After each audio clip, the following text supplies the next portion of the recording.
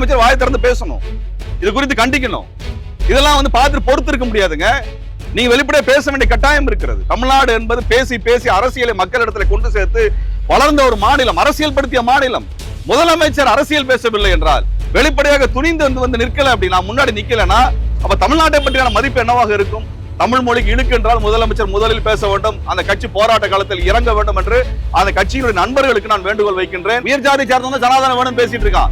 சாதாரண சமூகத்தை சார்ந்தவர்கள், பட்டியல் சமூகத்தை சார்ந்தவர்கள் பேசுகிறார்களா? அது பிற்படுத்தப்பட்ட சமூகத்தை சார்ந்த சனாதனம் வேணும் பேசுறோமா? யார் பேசுறாங்க? இவங்களுக்கு கூலி வேலை பார்க்கறதுக்கு சம்பளம் இல்லாம வேலை பார்க்கறது தான் எங்களுடைய வேலையா? அதுதான் ஜாதியை பிரிச்சு வச்சு ஜாதியா பிரித்து வைத்திருப்பதான் சனாதனம் என்று சொல்கிறார்கள். வர்ணமாக பிரித்து வைத்திருப்பதான் சனாதனம் என்று சொல்றாங்க. இல்லன்னு சொல்லிடுவாங்களா? வர்ணாசிரமம் வேண்டாம் என்று சொல்லிடுவாங்களா? சனாதனத்துல நாங்க வர்ணாசிரமத்தை சேர்த்தோம் சொல்லிடுவாங்களா? வர்ணம்னா என்ன? வர்ணங்கிறது என்ன? ஒவ்வொருத்தனுக்கும் ஒவ்வொரு பிறப்பு இருக்குது, பிறப்பினுடைய அடிப்படையில் அவர்கள் பிரிக்கப்பட்டிருக்கிறார்கள் என்று நாங்கள் மட்டும் சொல்லல, பிஜேபி காரங்க சொல்லியிருக்கிறாங்க. போன ஜென்மத்தில் என்ன செஞ்சீங்களோ அதனுடைய விளைவாக இந்த ஜென்மத்தில் இந்த ஜாதியில பிறந்திருக்கிறீங்க. இந்த ஜாதியில பிறந்ததுனாலதான் இந்த வேலையை நீங்க செய்யணும்.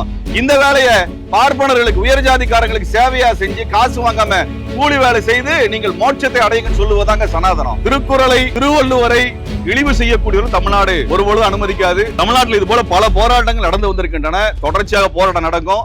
ஒரு வகையில் ஆளுநருக்கு நம்ம நன்றி சொல்லணும். என்னால் எங்களை எல்லாம் மறுபடியும் போராட்ட களத்திற்கு வா என்று அழைக்கக்கூடிய ஒரு போர்க்குரலை ஆளுநர் எழுப்பியிருக்காரு. அதெல்லாம் தயாரா தான் இருக்கிறோம். எதை பத்தி நான் கவலைப்பட்டது இல்லை. தமிழ்நாடு கிடந்தாலும் உங்களை மாதிரி 1000 பேரை பார்த்தாச்சு. நீ எல்லாம் யாரு? நீ எல்லாம் ஒரு ஆளா அப்படின்னு சொல்லி தமிழ்நாடு சொல்லும். இது மாதிரி எத்தனை பேரை பார்த்திருக்கிறது? எத்தனை தமிழனை எதிரிகளை விரட்டி அடித்திருக்கிறது தமிழ்நாடு. தமிழர்கள் சுயமரியாதை அற்றவர்கள் அல்ல. ஆகவே தமிழ்நாட்டில் இது போன்ற விஷமத்தனமான சில்லுண்டி வேலைகள் எல்லாம் செய்யறதை பிஜேபி நிறுத்திக்கணும். இதற்கு மேலும் மோளை செஞ்சுட்டு தான் தமிழ்நாடு தழுவிய பெரிய ஜனநாயக போராட்டங்கள் எல்லாம் எடுக்கும்.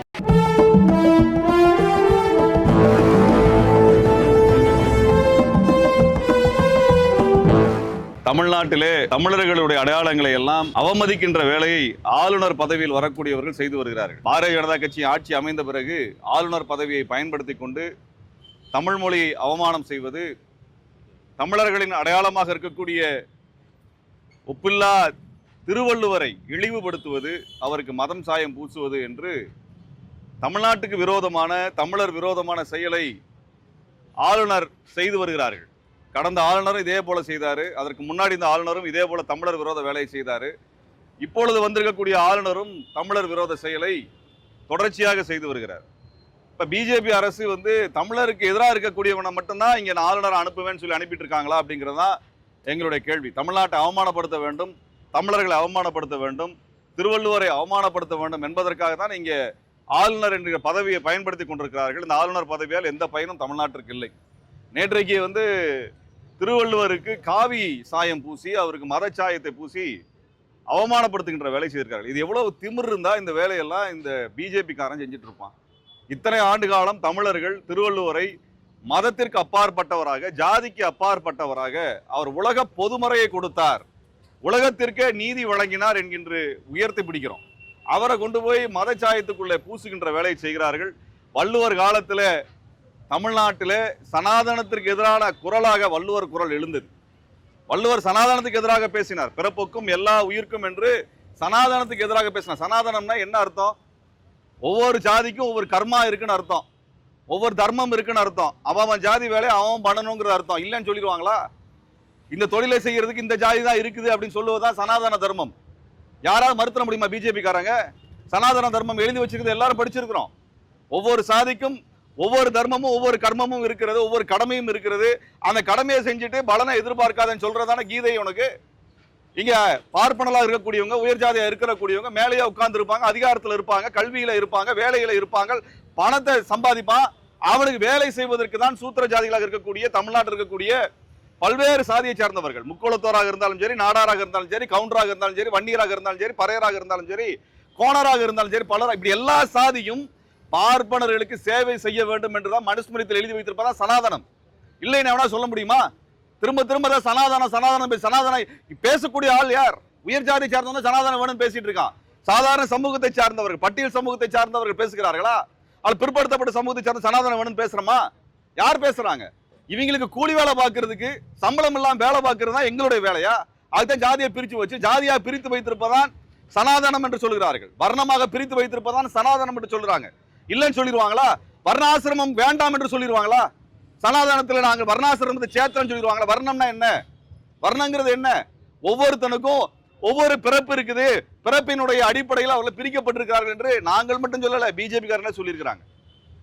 போன ஜென்மத்தில் என்ன செஞ்சீங்களோ அதனுடைய விளைவாக இந்த ஜென்மத்தில் இந்த ஜாதியில பிறந்திருக்கிறீங்க, இந்த ஜாதியில பிறந்ததுனால தான் இந்த வேலையை நீங்க செய்யணும், இந்த வேலையை பார்ப்பனர்களுக்கு உயர் ஜாதிக்காரங்களுக்கு சேவையா செஞ்சு காசு வாங்காம கூலி வேலை செய்து நீங்கள் மோட்சத்தை அடையுங்கன்னு சொல்லுவதாங்க சனாதனம். அதான் சனாதனம். இல்லைன்னு சொல்லிட முடியுமா? அப்ப இதை நம்ம மேல திரிப்பதும் சனாதனத்துக்கு எதிராக பேசினவர் தான் திருவள்ளுவர். அவருடைய குரலிலே வர்ணாசிரமம் கிடையாதுங்க, சனாதன்ற வார்த்தையே கிடையாது, இந்து என்ற வார்த்தையே திருக்குறள்ல கிடையாது. இவருடைய சாமி பேர் எந்த சாமி பேருமே அதுல கிடையாது. ராமன் பேர் இருக்குதா, கிருஷ்ணன் பேர் இருக்குதா? எந்த பேருமே கிடையாது. அவர் கடவுளுக்கு அப்பாற்பட்டவராக, மதத்திற்கு அப்பாற்பட்டவராக, நிலத்திற்கு அப்பாற்பட்டவராக, ஏன் அவர் உலகம் முழுவதும் வாழக்கூடிய அனைத்து மக்களுக்குமான ஒரு நீதியை போதித்தவர் தான் திருவள்ளுவர். அவருக்கு போய் இங்க காவி சாயத்தை பூசுவதும் அவருக்கு பட்டயம் போடுறது, இந்த மாதிரி வேலையெல்லாம் வந்து விஷமத்தனமான வேலை, தமிழர்களை அவமானப்படுத்துற வேலை. அதே மாதிரி இந்த வந்தே மாதரம் என்கின்ற பாட்டை ஏதோ கொண்டாடுறாங்க, தேசிய கீதம், தேசிய பாடல்னு சொல்றாங்க. வந்தே மாதரத்தை பயன்படுத்துவதா வேண்டாமா என்று ஒரு கமிட்டி உருவாக்குனாங்க. 1936 ஒரு கமிட்டி உருவாக்குனாங்க. அதுக்கு நேதாஜி தலைமையில தான் அதற்கான ஆலோசனை நடந்தது. ஏன்னா நேதாஜிக்கு தான் அந்த வங்க மொழி தெரியும், வங்க மொழியில தான் இந்த வந்தே மாதரம் பாடல் எழுதியிருக்கிறாங்க. அதுல அந்த குழுவுல நேரு இருந்தார், நேதாஜி சுபாஷ் சந்திர போஸ் இருந்தாங்க. இவங்க எல்லாம் பேசி என்ன முடிவு பண்ணாங்கன்னா, நேதாஜி சொல்றாரு, இந்த பாடல் என்பது கடந்த காலத்தில், அவருக்கும் முன்னாடி காலத்துல அன்றைக்கு இந்துக்களின் பெருமையையும் முஸ்லீம்களை சிறுமைப்படுத்துவதற்காக பாடப்பட்ட பாட்டு, அது ஏதோ வெள்ளக்காரன் தடை செஞ்சுட்டாங்கிறதுக்காக கொண்டாட முடியாது, அதிகபட்சம் வேணா 2 வரியை வேணா பாடிக்கோங்கன்னு தான் சொன்னாரே ஒழிய அதை தேசிய கீதமாக அவர் ஏற்றுக்கொள்ளவில்லை. ரவீந்திரநாத் தாகூரினுடைய பாடலை தான் தேசிய கீதமாக ஏற்றுக்கொண்டார்கள். ஏனால் அது அனைவரையும் அரவணைக்கிறது, அனைவரும் அரவணைக்கிறது. வந்தே மாதரத்துல தமிழ் மொழிக்கு ஏதாவது பேர் இருக்குதா? தமிழர்களை அவங்க அடையாளப்படுத்துறாங்களா? கிடையாது. அது வெறுமனே வங்கத்தை பாராட்டுறது. மேற்கு வங்கம் தான் இந்தியாவா? நான் கேட்கிறேன்.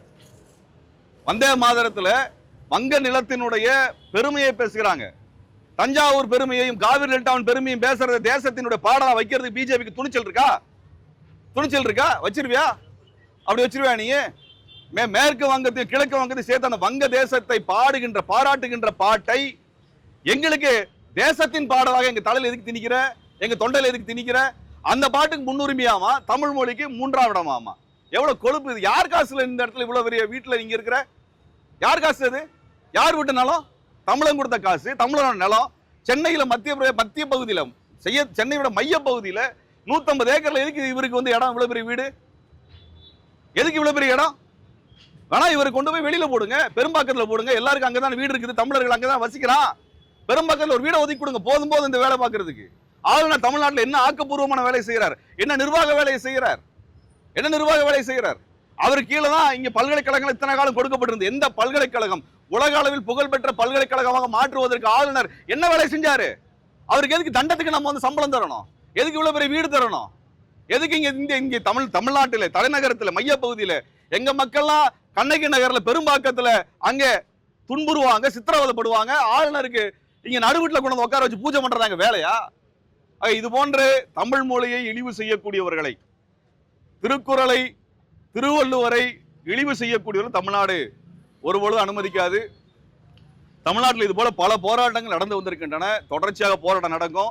ஒரு வகையில் ஆளுநருக்கு நம்ம நன்றி சொல்லணும். ஏன்னால் எங்களை எல்லாம் மறுபடியும் போராட்ட களத்திற்கு வா என்று அழைக்கக்கூடிய ஒரு போர்க்குரலை வந்து ஆளுநர் எழுப்பியிருக்காரு. அதெல்லாம் தயாராக தான் இருக்கிறோம். எதை பத்தியும் நான் கவலைப்பட்டது இல்லை. தமிழ்நாடு கிளர்ந்தாலும் உங்களை மாதிரி 1000 பேரை பார்த்தாச்சு. நீ எல்லாம் யாரு? நீ எல்லாம் ஒரு ஆளா அப்படின்னு சொல்லி தமிழ்நாடு சொல்லும். இது மாதிரி எத்தனை பேரை பார்த்திருக்கிறது, எத்தனை தமிழனை எதிரிகளை விரட்டி அடித்திருக்கிறது தமிழ்நாடு. தமிழர்கள் சுயமரியாதை அற்றவர்கள் அல்ல. ஆகவே தமிழ்நாட்டில் இது போன்ற விஷமத்தனமான சில்லுண்டி வேலைகள் எல்லாம் செய்யறதை பிஜேபி நிறுத்திக்கணும். இதற்கு மேலும் மோல செஞ்சுட்டு தான் தமிழ்நாடு தழுவிய பெரிய ஜனநாயக போராட்டங்கள் எல்லாம் எடுக்கும்.